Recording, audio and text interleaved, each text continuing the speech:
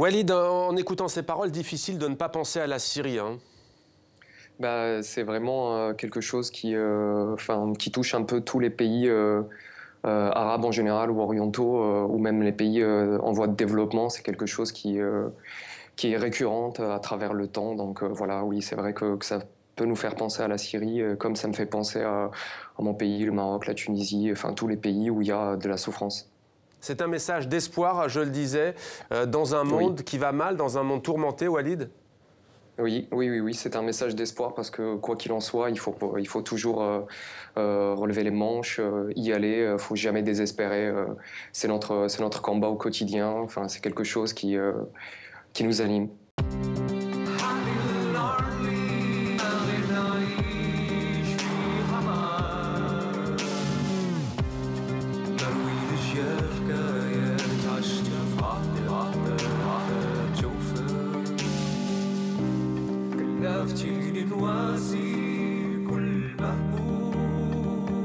Alors on a aussi beaucoup aimé à Maghreb Orient Express votre titre Maliha. Alors c'est une chanson tirée d'un poème du grand poète syrien Nizar Qabbani. C'est une critique envers notre société arabe, hein, vous dites, où il présentait ses condoléances pour la mort, je cite, de nos cultures et de nos États.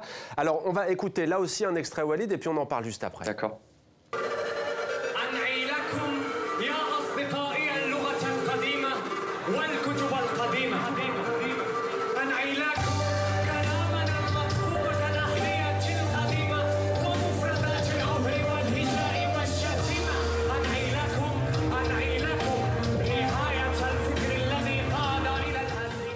Alors Walid Nizar Qabbani a écrit sa poésie en 1967. Vous vous en inspirez donc aujourd'hui. Ça veut dire quoi? Que rien n'a changé en 47 ans?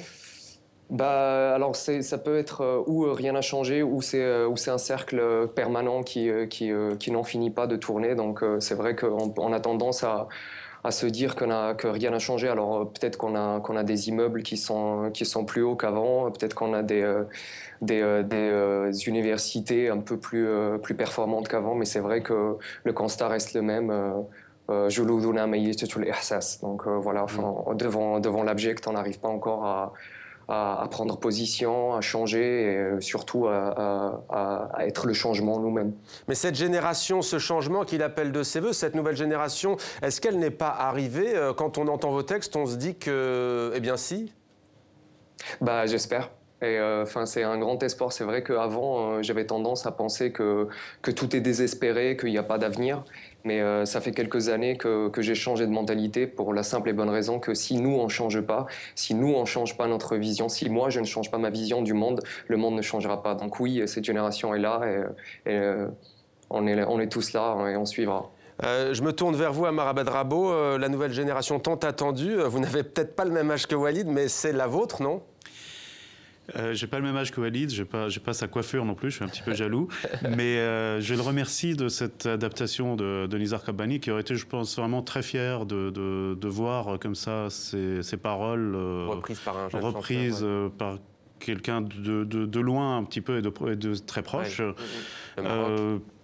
Et puis surtout, vraiment de rappeler l'œuvre de Nizar Qabbani qui a toujours été, mais vraiment très, très en pointe.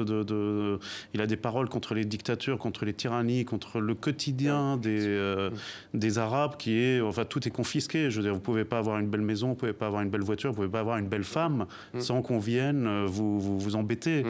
C'était aussi ça, le quotidien des Arabes sous les dictatures. On l'oublie parfois et je remercie encore Walid d'insister sur le fait qu'on veut bien nous montrer des belles réalisations architecturales, on veut bien nous montrer des grands hôtels et des choses comme ça, mais malheureusement, le quotidien de nos frères et de nos sœurs dans les pays arabes est toujours dans une misère et dans une tyrannie, dans une injustice terrible. Et Walid, si en fait, Nordistan, ça veut dire quoi au juste? Eh ben, Nordistan, c'est un monde sans frontières. Donc, c'est quelque chose qui... si Nizar Qabbani appelait une génération, Ahmad Matar ou tous les autres grands poètes qu'on a connus ont appelé à une génération. Nous, on appelle un nouveau monde sans frontières où on pourrait s'exprimer librement, vivre librement. Donc voilà, le Nordistan, c'est une petite parabole de tout ça. Walid Ben Selim, merci beaucoup, Walid du projet Nordistan. Merci d'avoir été avec nous en direct de Perpignan, en Catalogne, dans le sud de la France. Je rappelle que vous serez donc prochainement en concert à l'Institut des cultures d'Islam à Paris. Ce sera le 10 octobre dans le cadre du festival Maroc Art d'Identité.